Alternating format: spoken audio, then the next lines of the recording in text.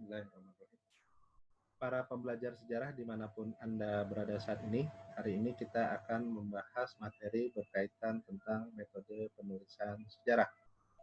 Sebelum lebih jauh kita membahas apa yang dimaksud dengan metode penulisan sejarah, terlebih dahulu kita harus kenal apa yang dimaksud dengan metode itu sendiri. Nah, adapun yang disebut dengan metode di sini yaitu adalah langkah-langkah ya yang sesuai dengan kaidah penulisan ilmiah untuk menulis sejarah secara komprehensif sehingga sejarah ditulis secara apa adanya atau berdasarkan fakta. Nah, itulah yang disebut dengan metode penulisan sejarah. Nah, metode penulisan sejarah ini tidak hanya berlaku untuk para penulis sejarah, tetapi juga para peneliti sejarah.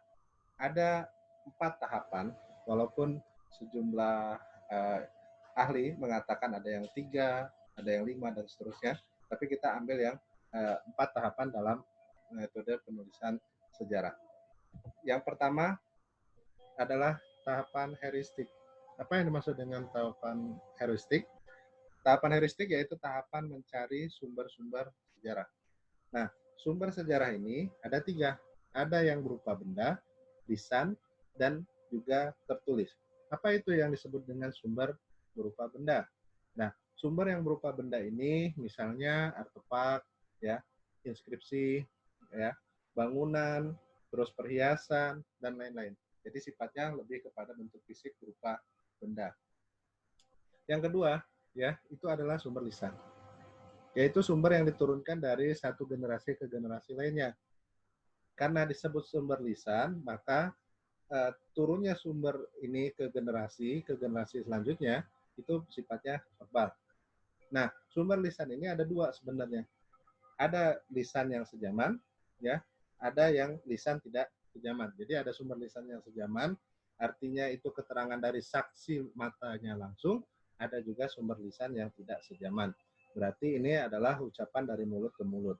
Nah, adapun sumber tertulis ini biasanya berupa surat-surat berharga, notulen rapat, kontrak kerja, kwitansi, piagam, arsip, dan berbagai dokumentasi lainnya. Baik, kembali lagi ke tahapan penulisan sejarah. Setelah melewati tahap heuristik, kita masuk ke tahap yang kedua. Tahapan kedua itu adalah tahapan kritik atau verifikasi. Apa itu tahapan kritik atau verifikasi? Jadi, tahapan ini adalah tahapan melakukan pengujian terhadap sumber sejarah.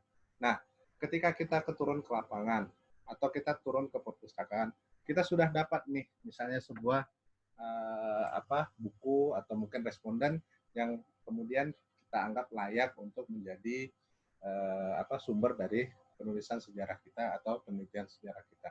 Nah, kita uh, kritik atau verifikasi dulu ini sumbernya. Contoh misalnya kita membahas kemerdekaan negara Indonesia yang terjadi pada tanggal 17 Agustus 1945.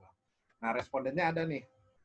Nah, ternyata setelah dilakukan pengecekan, responden ini lahir di tahun 1970. Sementara sebagaimana yang kita ketahui, yang namanya kemerdekaan Indonesia itu adalah tanggal 17 Agustus 1945. Nah, ini kan kita bisa melihat dia tidak bisa jadi sumber berdasarkan usianya menjadi sumber dari penulisan sejarah kita. Nah, yang selanjutnya bisa juga begini, dia lahir di zaman itu, tetapi dia tidak melihat peristiwa tersebut. Nah, itu juga jadi menyebabkan responden yang tadinya awalnya menjadi sumber penulisan sejarah kita, kemudian kita bisa cancel atau ganti yang lain. Tapi bukan berarti semua sumber itu adalah sumber yang harus melihat peristiwa itu secara langsung atau peristiwa sejarah itu secara langsung. Karena sumber ini kan nantinya ada sumber primer, sekunder, dan sumber tersier. Nanti kita akan bahas itu di pertemuan atau materi yang lainnya. Nah, baik, kita kembali lagi ya setelah kita verifikasi layak tidak layaknya ini menjadi sumber sejarah kita. Ya tadi kan itu kan sifatnya fisik ya, responden ya. Bisa juga misalnya benda seperti inskripsi atau mungkin dokumen. Kita cek ternyata setelah lakukan uji karbon ternyata dia tidak layak. Artinya barang ini adalah bukan barang yang layak untuk dijadikan sumber sejarah. Bagi contoh misalnya kita membahas tentang manuskrip tahun 1200-an. Ternyata setelah dilakukan uji karbon, ternyata si manuskrip ini berusia kurang dari 1200, artinya ya katakan 1700-an, 1600-an. Nah, ini hanya sebagai contoh saja, maka tertolaklah sumber yang tadi itu menjadi sumber penelitian ataupun penulisan sejarah kita. Baik, setelah tahap kritik dan verifikasi, kita lanjutkan ke tahapan yang selanjutnya, yaitu tahapan ketiga, yaitu tahapan interpretasi. Apa sih yang dimaksud dengan tahapan interpretasi? Nah, interpretasi yaitu tahapan memaknai sumber-sumber sejarah sehingga menjadi sebuah peristiwa sejarah. Nah, ketika kita melakukan penelitian atau hendak melakukan penulisan sejarah, biasanya ya umumnya gitu ada saat di mana sumber itu ya kita dapat yang bagian awalnya. Nah, tapi kemudian kita lakukan pengecekan selanjutnya, kita kumpulkan data selanjutnya, itu justru dapat yang bagian akhir. Nah, ini kan ceritanya awal dengan akhir saja, tapi pertengahan tidak ada. Tapi nanti di pengecekan yang selanjutnya, ketika kita turun ke lapangan atau mencari dokumen, data baru ketemu. Nah, karena ini tidak beruntut, ya, tidak berurutan, maka kita kemudian lakukan yang namanya interpretasi. Oh, ini bagian yang awal. Oh, ini bagian pertengahan. Oh, ini kita susun sebagai bagian yang terakhir.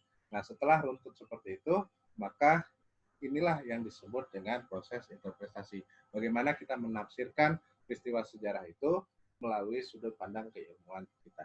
Nah, selanjutnya yang keempat atau yang terakhir itu disebut dengan tahapan historiografi. Apa sih yang disebut dengan tahapan historiografi?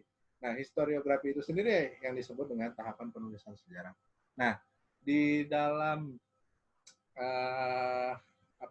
memahami yang namanya tahapan historiografi ini, saya melihat ada dua hal yang menarik ya. Ada penulis itu dikategorikan penulis atau peneliti yang disebut dengan penulis atau peneliti normatif. Yang kedua disebut dengan penulis atau peneliti yang bersifat historis. Nah, apa bedanya normatif dengan historis? Mereka yang merupakan penulis atau peneliti normatif itu biasanya membawa interpretasi atau penulisan sejarah itu sesuai dengan background dia, latar belakang dia. Nah, contoh misalnya latar belakang agama, latar belakang kepentingan politik dan lain sebagainya. Nah, penulisan sejarah diarahkan kepada cara berpikir mereka. Artinya, sejarah ditulis sesuai dengan kemauan si penulis. Nah, ini biasanya juga menyesuaikan dengan kebutuhan pasar. Nah, ini masuk kategori penulis normatif. Yang kedua, penulis historis. Nah, penulis historis ini adalah penulis yang menulis sebuah peristiwa sejarah secara apa adanya. Jadi tidak ditambah-tambah. Kalau adanya A, ya A. Kalau adanya B, ya B. Gitu. Tidak ada istilah dramatisir. Nah, jadi data, fakta itu disampaikan secara faktual, secara nyata, sehingga kadangkala data yang disampaikan itu ya bukan sesuatu yang walaupun sebenarnya bagus, tapi tidak dianggap menarik karena tidak ada proses dramatisir di situ. Nah, jadi kalau ditanya mana yang lebih bagus, apakah penulis atau peneliti normatif atau yang historis, ya kalau saya yang ditanya, maka jawabannya yang bagus adalah normatif, karena sesuai dengan kebutuhan pasar. Jadi pasar itu menginginkan seperti itu. Jadi itulah yang akan diterima oleh pasar. Sedangkan yang historis biasanya ini ya, kalau secara benefit ya, nah ini tidak terpanggil oleh pasar dan biasanya dia bersifat ya seperti riset pada umumnya itu jarang terpakai di pasar. Tapi kalau yang bukan hasil riset itu ya lebih banyak digunakan di pasar. Jadi perbedaannya seperti itu.